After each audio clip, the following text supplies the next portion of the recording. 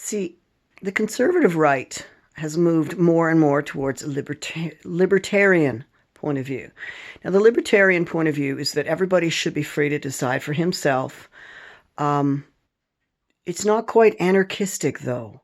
I'm not sure why they don't call themselves anarchists, but at any rate, they feel that persons who are incapable of caring for themselves should be cared for by private charities, not government handouts. That taxes shouldn't cover it, that there are enough charitable people, loving and caring people in the world to ensure that the people, all of the people calling for government support services should be supporting private charities. Now, the people saying this are never going to be the ones that are actually funding the private charities they say should be taking care of me.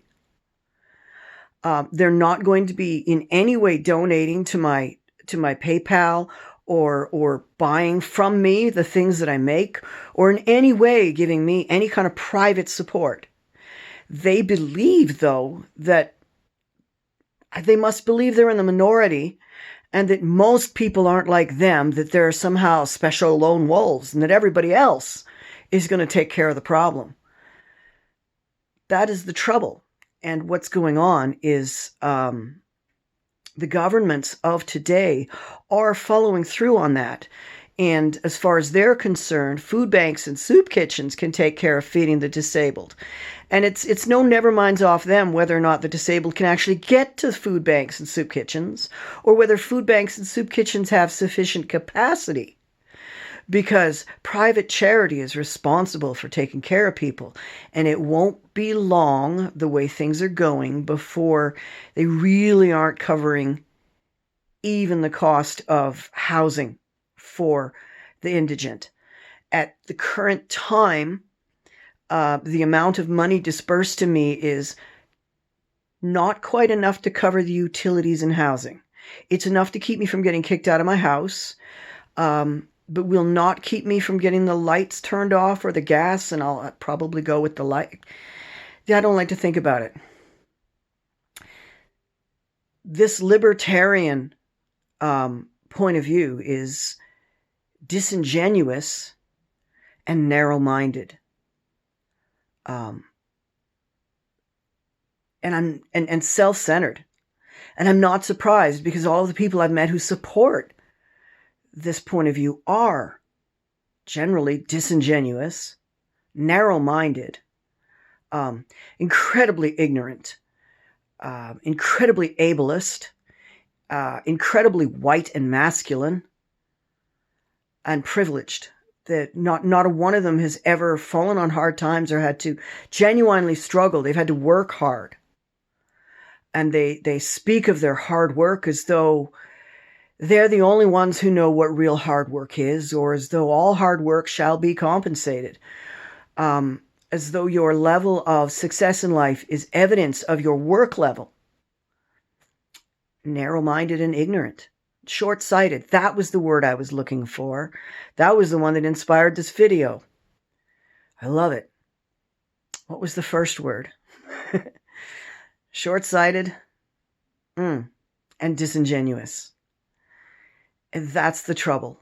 We are being run by people who are disingenuous and short-sighted, and we've been voting them in. And we've been voting them in by choosing the lesser of two evils over and over again. By voting strategically, by trying to pick the one that we think might win that isn't as bad as the other one. And we've become so much less politically active as a population. It is astonishing, the difference now versus then. We used to pester our MPs on the regular. We wrote them letters. And did you know that legally they have to read and respond? And not a staff member. I'm pretty sure that the elected person himself has to have a hand in the reading and responding. Although by now I'm sure they've got some level of AI taking care of most of it. However, you should also remember that your complaint is statistically worth 10 unspoken complaints. So you're speaking for 10 people. What we need is universal basic income. We need to wipe away all the categories. We need to wipe away all of the tinkering and dickering, and we need to make it an amount that's actually legitimately viable, and we need to legally set in stone that it has to follow inflation. And if that's what you really need, then that way each and every one of us has the comfort and security of knowing that whatever's going on with our health and our employment and our family, we have this basic amount. It would be a frugal lifestyle, but it would be a base from which to start. And let me tell you, I am frugal. You have no idea. I would love, well, you might. You've been watching me online. You've seen me making the soup. You've seen me baking the bread. I am frugal. And yet, there's going to come a time, if things don't improve soon, when even my frugalness isn't going to help. I estimate that I've got 2 or 3 months more of dry goods and credit left with which to feed myself.